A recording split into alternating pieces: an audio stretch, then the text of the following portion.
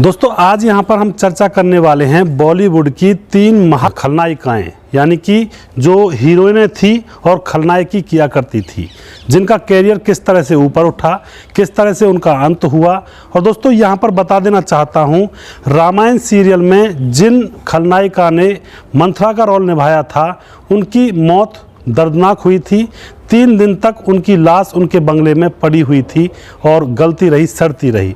3 दिन के बाद पता चलता है।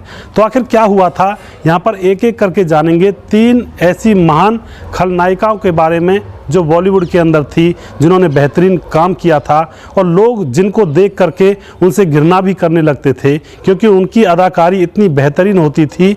फिल्मों के अंदर कोई सास का रोल करती थी, कोई बहू का रोल करती थी, लेकिन बहुत ही ज़्यादा घृणापूर्ण रोल वह किया करती थी।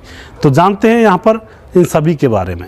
सबसे पहले नंबर लेते हैं नादिरा, जो कि 50 से 60 के दशक में राज किया था इन्होंने बॉलीवुड के अंदर। इनके लुक की वजह से यहाँ पर इनको खलनायिका का रोल डायरेक्टर दिया करते थे। जहाँ दूसरी हीरोइन सिंपल रोल करना पसंद करती थी, वहाँ पर नादिरा को भी खलनायकी का रोल करना बहुत अच्छा लगा करता था।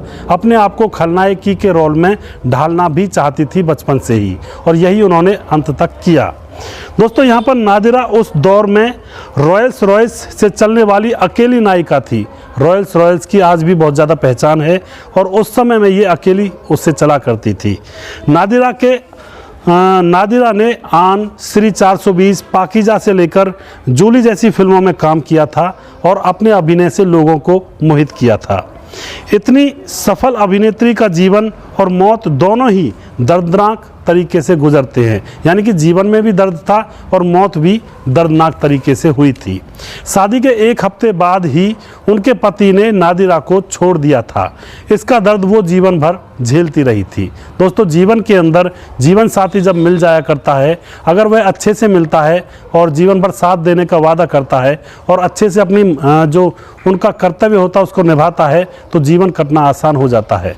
लेकिन जब जीवन साथी उल्टा सीधा चलने लगे तो जीवन काटना मुश्किल यहाँ पर हो जाता है।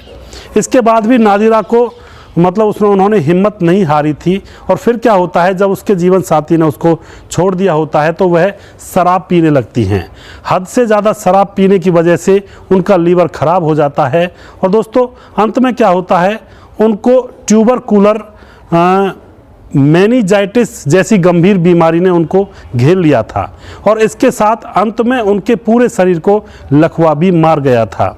दर्द में जीते जीते 9 फरवरी 2006 को नादिरा की दर्दनाक मौत हो जाती है।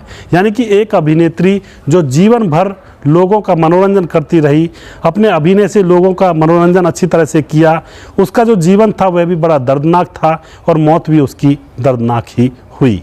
दोस्तों लोग कहते हैं कि जिनके पास पैसा ज़्यादा होता है उनका जीवन तो ऐशो आराम से गुजरता है, लेकिन ऐसी बात नहीं है। बहुत सारे लोगों के पास पैसा भी काफ़ी होता है, लेकिन जीवन बड़ा दर्दनाक तरीके से गुजरता है। इससे यहाँ पर यह साफ पता चलता है कि पैसा ही सब कुछ नहीं होता है। सबसे बड़ी चीज़ संतुष्टि होती है। कम पैसे में भी इंसान संतुष्टि करता है तो उसका जीवन आराम से गुजर जाता है। दोस्तों अगली कहानी यहाँ पर हम बताते हैं ललिता पवार को आप जानते होंगे, रामायण सीरियल में जिन्होंने मंथरा का रोल किया था और बहुत ही प्रसिद्ध हो गई थी। बॉलीवुड की पुरानी खलनायिकाओं का जिक्र हो और ललिता पवार का नाम ना आए, ऐसा कैसे हो सकता है, क्योंकि उनका नाम तो आना ही है। बहुत सारी फिल्मों में उन्होंने काम किया और ज़्यादातर वो सास का रोल निभाया करती थी। 18 अप्रैल 1916 को नासिक में पैदा हुई ललिता पवार भले ही फिल्मों में नेगेटिव रोल करती हों, लेकिन उनकी फीस हीरोइनों से भी ज़्यादा हुआ करती थी। दोस्तों फिल्मों में तो वह बहुत ही एक बुरी औरत दिखती थी, लेकिन असल ज़िंदगी में वह बहुत ही नेक और शरीफ औरत थी, और उनकी जो फीस थी हीरोइनों से भी ज़्यादा हुआ करती थी। भले ही वह किरदार सास का निभा रही हो या फिर एक बुरी औरत का निभा रही हो, लेकिन उसकी जो वैल्यू थी वो हीरोइनों से भी ज़्यादा थी। एक शूटिंग के दौरान उनकी एक आंख और आधा चेहरा खराब हो जाता है, और दोस्तों उसके बाद से तो ललिता को नेगेटिव रोल ही ज़्यादा मिलने लगे थे, क्योंकि उनके चेहरे पर अब नेगेटिव रोल जचने लगे थे। यानी कि एक गुंडे का रोल तभी जचता है इंसान के ऊपर जब उसका चेहरा भी उसी गुंडे के जैसा लगता हो। ऐसा ही यहाँ पर इनके साथ हुआ था। जब उनकी आंख खराब हो गई थी और आधा शरीर खराब हो गया था तो फिर उनको नेगेटिव रोल यहाँ पर मिलने लगे थे। खूंखार सास के रोल में तो लोग उनको देखकर सच में ही नफरत करने लगे थे। यानी कि सास का जो किरदार होता था फिल्मों के अंदर वो इस तरह से निभाती थी कि लोगों को लगता था कि ये सच में ही बहुत ज़्यादा बुरी औरत है। जब वह कहीं किसी फंक्शन में जाया करती तो लोग और औरतें उसके पास बैठना भी मुनासिब नहीं समझते थे, उनसे डरते थे, दूर रहते थे।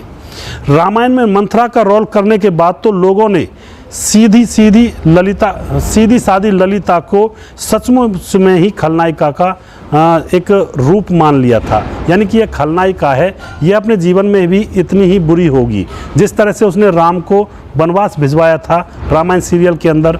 लेकिन दोस्तों यह तो सीरियल की बातें होती हैं, इंसान पर्दे के सामने कुछ और होता है और पर्दे के पीछे कुछ और होता है। ऐसा ही यहाँ पर ललिता पवार के साथ हुआ था। रामायण में उनका जो किरदार था बहुत ही बुरा था, लोग उनसे घृणा करने लगे थे और यह बहुत सीधी सादी थी, लेकिन लोग इन्हें घृणित रूप से देखने लगे थे उस रोल के बाद। दोस्तों 700 से ज़्यादा फिल्मों में काम करने वाली ललिता पवार का जो अंत होता है वो बहुत ही दर्दनाक होता है। ललिता पवार के पति उनकी मौत के दिन अस्पताल में भर्ती थे और उनका बेटा उनके साथ रहा नहीं करता था। अपने बंगले के अंदर वह अकेली थी, कोई नौकर चाकर भी वह नहीं रखा करती थी, अपना काम खुद किया करती थी। तभी क्या होता है, उनकी मौत हो जाती है और कमरे में वह अकेली थी। पति उनका हॉस्पिटल में था।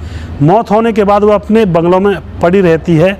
एक दिन गुजरता है, 2 दिन गुजरता है तो उसका बेटा उसके पास फ़ोन करता है, वह फ़ोन नहीं उठाती है। जब वह फ़ोन नहीं उठाती है लगातार 3 दिन तक, तो उनके बेटे को कुछ शक होता है कि आखिर हुआ तो हुआ क्या माँ के साथ।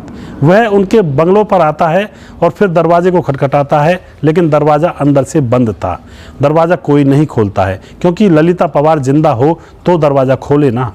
उसके बाद आस पड़ोसियों को बुलाया जाता है, पुलिस को भी बुलाया जाता है और दरवाजे को तोड़ दिया जाता है। अंदर जाकर जब देखा जाता है तो दोस्तों अंदर जाकर जब देखते हैं तो उस मशहूर कलाकार की जो डेड बॉडी है वो गल रही थी, सड़ रही थी पिछले 3 दिनों से। 3 दिन तक उस मशहूर अदाकारा का शरीर उनके बंगले पर ही सड़ता रहा और दोस्तों बेटे ने ही उनके शरीर को यहाँ पर सबसे पहले देखा था। तो इस तरह से उनकी यहाँ पर अंतिम विदाई हो जाती है, जो कि देखने में भी थोड़ा सा रोल उनका अच्छा था और बहुत ही सराहनीय पूर्ण था, और लेकिन उनका अंत बहुत ही दर्दनाक यहाँ पर होता है। अब यहाँ पर बारी आती है शशिकला। नेगेटिव किरदार में शशिकला का बेजोड़ अभिनय लोगों को आज तक भी याद है। नेगेटिव रोल किया करती थी, यानी कि घर के अंदर बुरी औरत का रोल किया करती थी और अमीर बिजनेसमैन पिता की बेटी की ज़िंदगी शुरू से ही किसी अजाब से कम नहीं रही थी। यानी कि शुरू से ही उसकी ज़िंदगी में दुख पे दुख उन्होंने उठाए थे, जबकि उसका पिता बहुत ही अमीर था, बिजनेसमैन था। पहले तो भाइयों ने धोखा देकर पिता का बिजनेस हड़प लिया उनसे। अब वह अकेली हो जाती है, उनके पास कुछ भी नहीं रहता है। उसके बाद दोस्तों इससे शशिकला को दूसरों के घरों में झाड़ू पोछा बर्तन तक करना पड़ गया था, जो एक अमीर बिजनेसमैन पिता की बेटी थी, और उसकी ज़िंदगी इस तरह से हो गई थी भाइयों के धोखे की वजह से। दोस्तों फिर किस्मत ने साथ दिया और एक्ट्रेस नूरजहां ने उनको फिल्मों में काम दिलाया था। जब फिल्मों में काम उनको दिलाया जाता है तो अब उनके दिन थोड़े से सही होने लगते हैं, लेकिन पूरी तरह से उनकी ज़िंदगी अभी भी नहीं सुधरी थी। 1945 में फिल्म जीनत से शशिकला ने फिल्मों में कदम रखा था। उनकी जो पहली फिल्म थी उसका नाम था जीनत, और जीनत फिल्म जब उन्होंने बनाई थी तो उनकी पहली फिल्म यानी कि उनका पहला कदम बॉलीवुड के अंदर पड़ा था। अब क्या होता दोस्तों, इसके बाद शशिकला ने नेगेटिव किरदार से अपनी पहचान तो बना ली, लेकिन दुखों ने उनका साथ नहीं छोड़ा था। यानी कि उनके पास पैसे वगैरह, गाड़ी बंगलो, ऐशो आराम तो सारा कुछ था, लेकिन फिर भी उनको दुख थे। दुख उनके साथ अभी भी जी रहे थे। दोस्तों शशिकला ने ओम प्रकाश सहगल से शादी की, लेकिन शादीशुदा ज़िंदगी बहुत ख़राब हो गई। ये अपने पति से इतनी तंग आ गई थी कि वह अपने प्रेमी के साथ विदेश भाग गई थी फिल्मों को छोड़ करके। और फिर क्या होता है, वहाँ प्रेमी ने भी शशिकला को धोखा दे दिया और फिर उसको टॉर्चर करने लगा, मानसिक रूप से और शारीरिक रूप से उसको प्रताड़ित करने लगा था। फिर यह जैसे तैसे जान बचाकर वापस इंडिया आ जाती हैं और फिर दोस्तों शशिकला यहाँ पर फिल्मों में अपनी दूसरी पारी फिर से शुरू करती हैं। दूसरी पारी जैसे फिल्मों में शुरू करती हैं तो इनकी जो किस्मत है वो जग जाती है और अच्छे अच्छे रोल इनको फिल्मों में मिलने लगते हैं और फिर से इनका नाम हो जाता है लोगों की जुबान पर। लेकिन दोस्तों, दुखों को झेलते झेलते शशिकला ने साल 2021 में दुनिया को अलविदा कह दिया था। जिंदगी भर दुख झेलती रही, पति का साथ नहीं मिला और फिर प्रेमी के साथ भागी, विदेश चली गई थी, उसने भी इसको धोखा दिया, फिर वापस अपने देश भाग कर आई जैसे तैसे जान बचाकर, और फिर 2021 में इनकी मौत हो गई, दुनिया को अलविदा कह दिया। दोस्तों, हम जानते हैं जीवन के अंदर जिनके पास बहुत सारा पैसा होता है, हमको लगता है वो बहुत खुश होंगे, लेकिन वो खुश नहीं होते हैं। खुश वो इंसान होता है जिसका परिवार साथ देता है, या फिर जिसको कोई बीमारी नहीं होती है, दुख नहीं होता है बीमारी का, वो इंसान खुशी होता है। किसी के घर में बेटा दुखी करता है, किसी के घर में पत्नी दुखी करती है, किसी का पति दुखी करता है। अगर परिवार के अंदर सामंजस्य नहीं है तो वह इंसान सबसे ज़्यादा दुखी है, चाहे उसके पास कितने भी पैसे हों। और अगर एक इंसान गरीब है लेकिन परिवार उसके साथ है हर कदम कदम पर, तो वह दुनिया का सबसे खुशनसीब इंसान माना जाता है। यही कहा जाता है हमारे पुराने लोगों के द्वारा। तो दोस्तों, यहाँ पर आपको किस अभिनेत्री का काम अपने जीवन में सबसे अच्छा लगा था, किस अभिनेत्री की फिल्म सबसे अच्छी लगी थी, आप कमेंट बॉक्स में लिखना बिल्कुल भी ना भूलिएगा। ऐसी हिस्ट्री में यहाँ पर लेकर आता हूँ और अगला प्रोग्राम मैं बहुत जल्दी फिर से लेकर आऊँगा किसी अन्य स्टोरी के ऊपर। तब तक आप देखते रहिए हमारे चैनल फिल्मी कहानियाँ को। तो दोस्तों, फिर से मिलते हैं। जय हिंद, जय भारत।